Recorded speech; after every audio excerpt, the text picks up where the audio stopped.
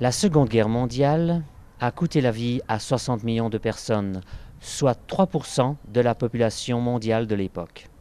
Bratislava, capitale de la Slovaquie, n'a pas échappé aux affres de cette guerre qui a duré 6 ans. Le pays convoité par Hitler est tombé sous la coupe du pouvoir nazi pendant la guerre, avant que les forces soviétiques ne libèrent Bratislava le 4 avril 1945. Nous commencerons dans les environs de Bratislava, à Devinská Nová Ves, à 15 km du centre-ville. Maria Ensingerova vit ici et nous explique comment elle a appris que la guerre avait été déclarée. To bola veľmi zlá správa, keď sme sa dozvedeli, že ide vojna, a v prvom rade museli chlapi narukovať na vojnu. Aj môj otec, ja som mala 13 rokov vtedy, a môj otec tiež, si pamätám, že sme ho vyprevádzali na stanicu, lebo musel narukovať, musel ísť na vojnu. Takže to bolo hneď, plná dedina toho bola. Prvé sme sa to dozvedeli z rádia, ale potom dostali chlapi povolávacie lístky, museli ísť na vojnu. Keď sme sa dozvedeli, že začína vojna, tak sme sa naozaj toho všetci zlakli. V prvom rade rodičia, lebo chlapi museli narukovať, boli polia, obyčajne celá dedina sa živila takým poľnohospodárstvom. A chlapi, keď museli narukovať, to bolo na jaro, tak ženy zostali samé doma a museli sa starať o svoje polia, o svoje deti, o všetko. Tá starosť zostala len na ženy. Takže to bolo veľmi nepríjemné. A hlavne strach. Tam bol veľký strach vtedy. Prišla vojna a starí ľudia už niekedy zažili vojnu, tak vedeli niečo povedať o tom. My mladí snad sme si to tak nepripúšťali, ale časom to prišlo aj na nás, akože sme to prežívali. À la périphérie de Dubravka, à 5 km, nous rencontrons Rosalia Ensingerova. Elle était une toute jeune fille à l'époque. Même si la guerre avait été déclarée, elle ne s'en est vraiment rendue compte que lorsqu'elle a vu les bombardiers américains voler dans le ciel. Americké lietadla lietali, takých celých, niekedy ich bolo vidieť, také sa to len ligotalo hore, to ich tam bolo strašne veľa a to tak hučalo.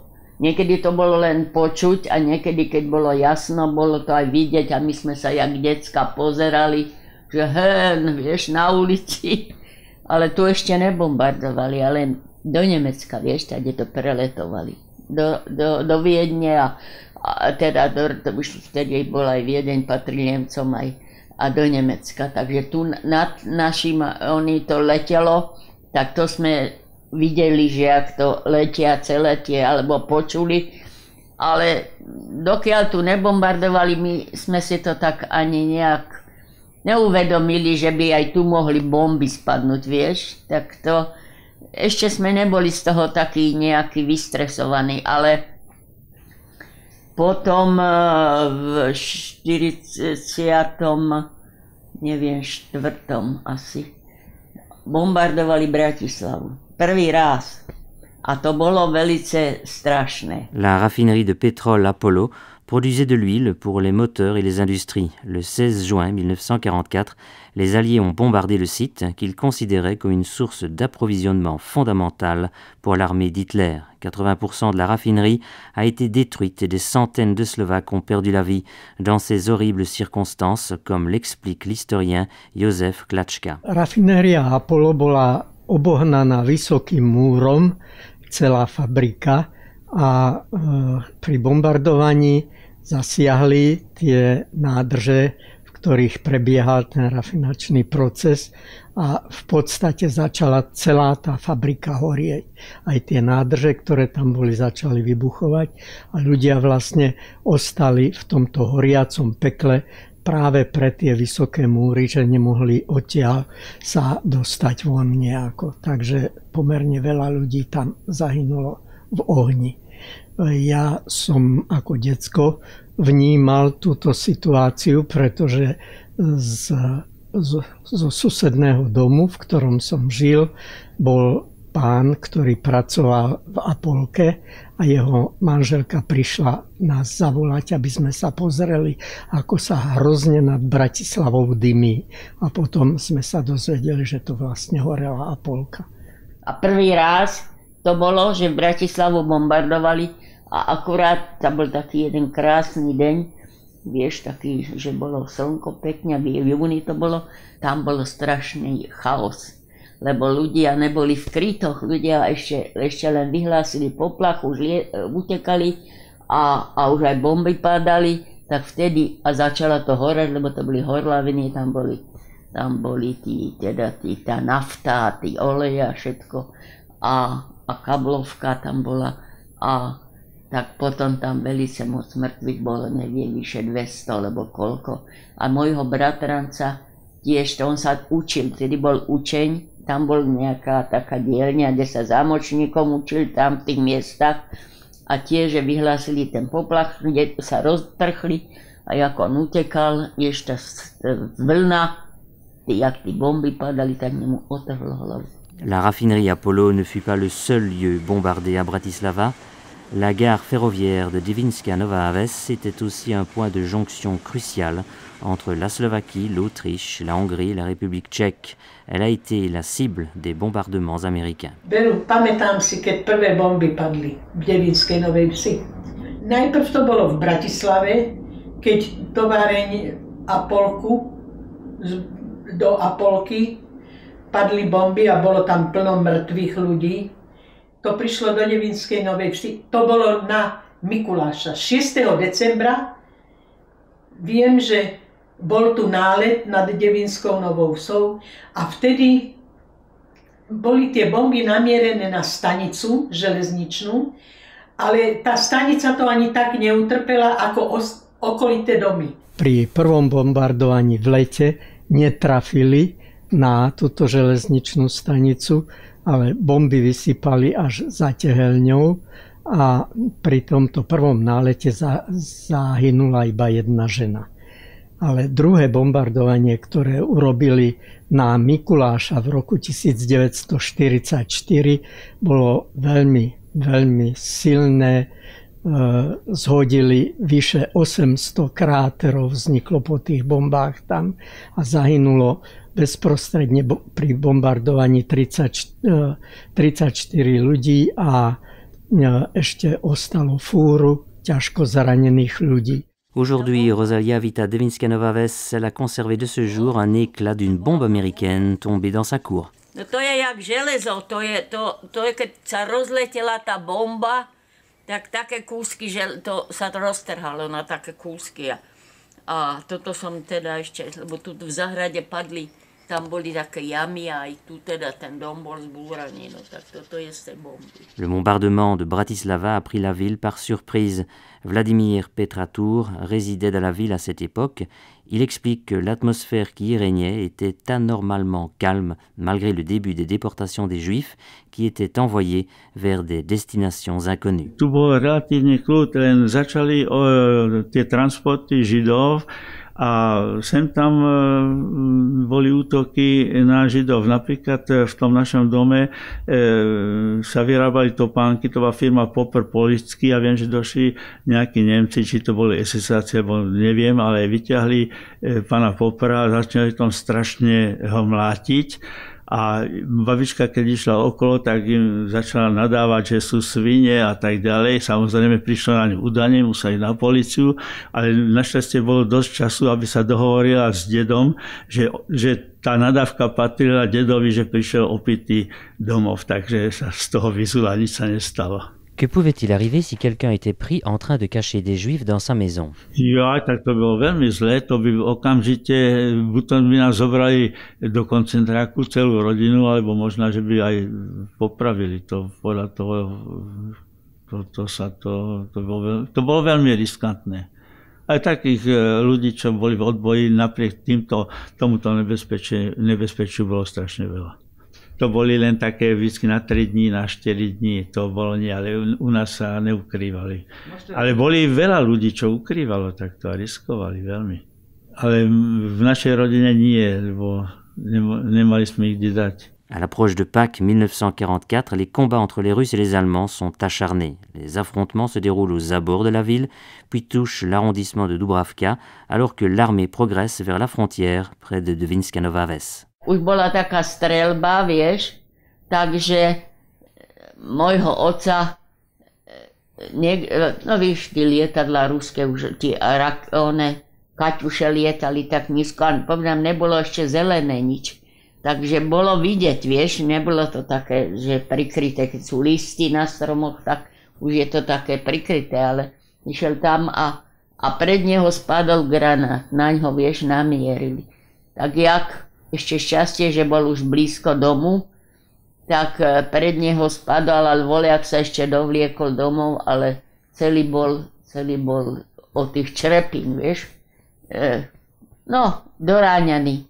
Tu mu tí črepiny, ešte jedno šťastie, že mal čižmy, taký má tvrdý malnýma, že tu mu to tie kosti nepoškodilo, ale tu mal plno tých črepín a krvavý bol, ale vlajak sa dovliekol domov a medzi tým tá fronta prešla. A už Rusi došli, vieš, a potom naraz už prví Rusi došli, a teda na dvori, vieš, jak to tam dali, tie krvavé nohavice a to vyzeralo také krvavé, vieš, že tam je nejaký ranený German, ako Nemec, vieš. No ale naši, a už išiel tam, že kde je ten German, vieš, a môj otec na tej posteli bledý, no vieš, taký, však tedy neboli ani lekár, nič k dispozícii tam, tak bol taký, no bolo vidieť, že bol ranený a tak. A už ten Rus naňho mieril, že to je German a s automatom a chcel ho silou mocou zase zabiť.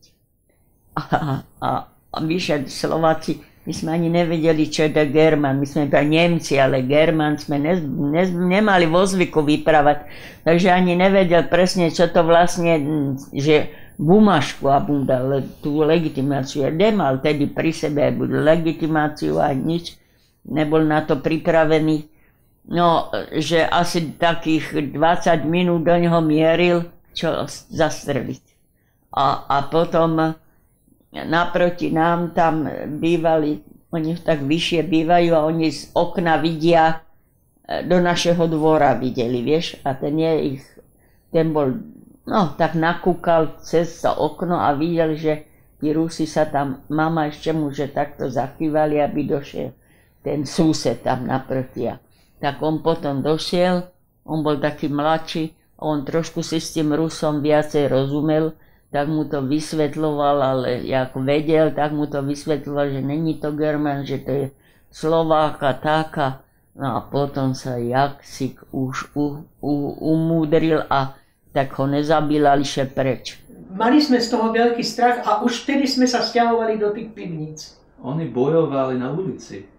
Na ulici bojovali. S puškami? Áno, puškami, granátmi.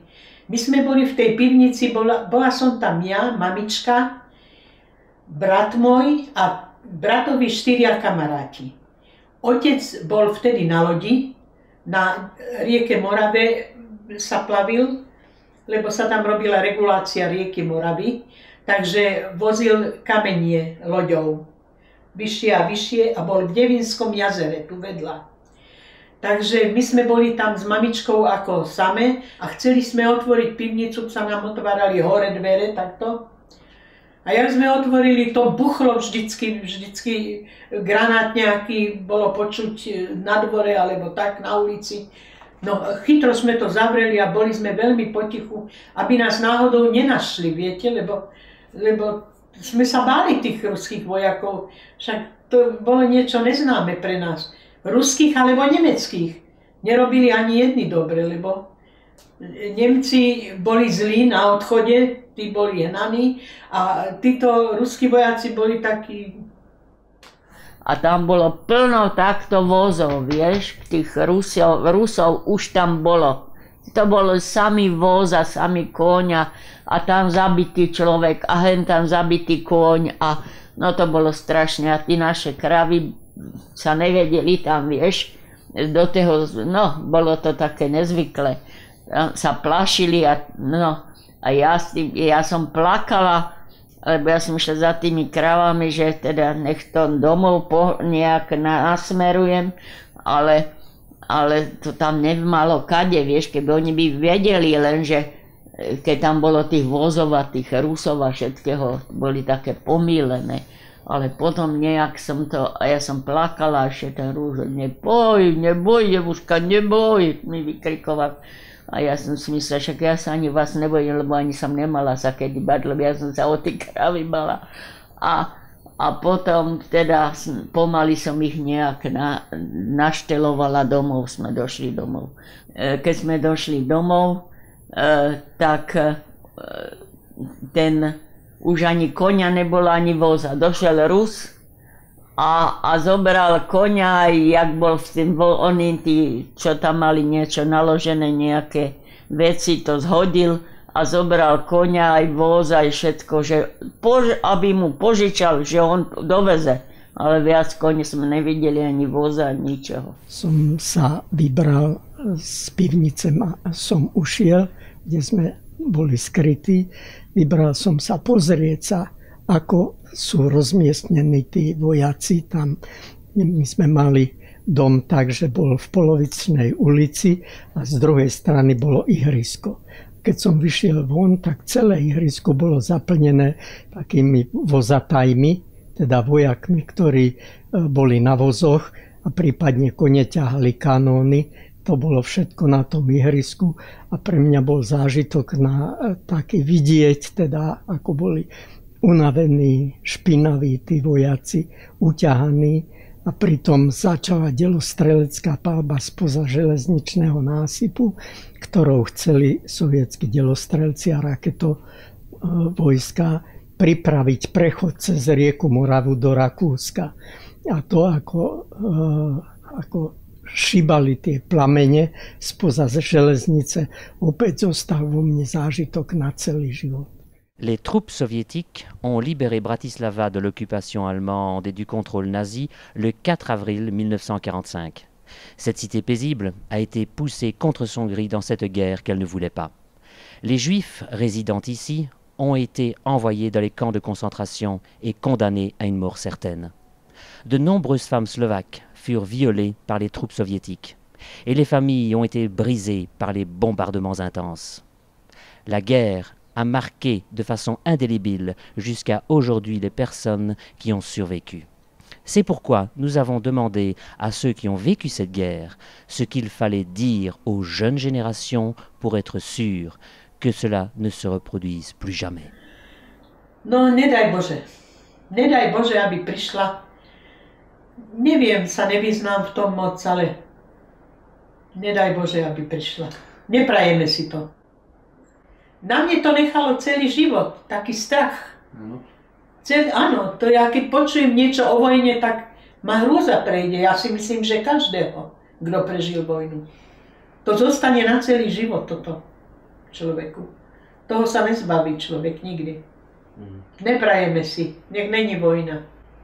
Nech nikdy není, aby to naše malé deti nezažili. Určite je to zážitok na celý život.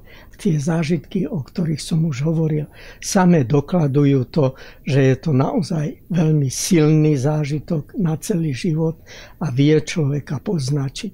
Môže to doviesť do takej situácie, že človek pri predstave, že by teraz znovu mal počuť trebárs tie hukoty lietadiel alebo vidieť tie plamene šľahajúce z kanónov, je znovu trauma taká, ktorá môže psychicky človeku ublížiť. Mali by sa snažiť teda v mladej generácii vyhnúť, pokiaľ môžu vplývať na to, zabrániť tomu, aby vznikali priame boje kdesi. Musia byť v prvom rade ľuďmi, až v druhom rade môžu byť treba Európania, v treťom rade môžu byť Slovania a v štvrtom rade až môžu byť Slováci. Ale v prvom rade vždy musia byť ľudia. Čiže lebo inak to vedie katastrofa. Do katastrofy, ak v vojne, ak proste ľudia nesmú byť zlí, musia byť dobrí voči sebe. Mladí nevedia, čo je vojna, lebo to už sú roky. To je už 70 rokov je veľa, to 2 generácie. No, vojna je zlá vec, tá nešetrí nikoho a vojna nech není, lebo my sme to ani tak velice teda prežili sme to, ale ešte to mali niekde ľudia aj horšie.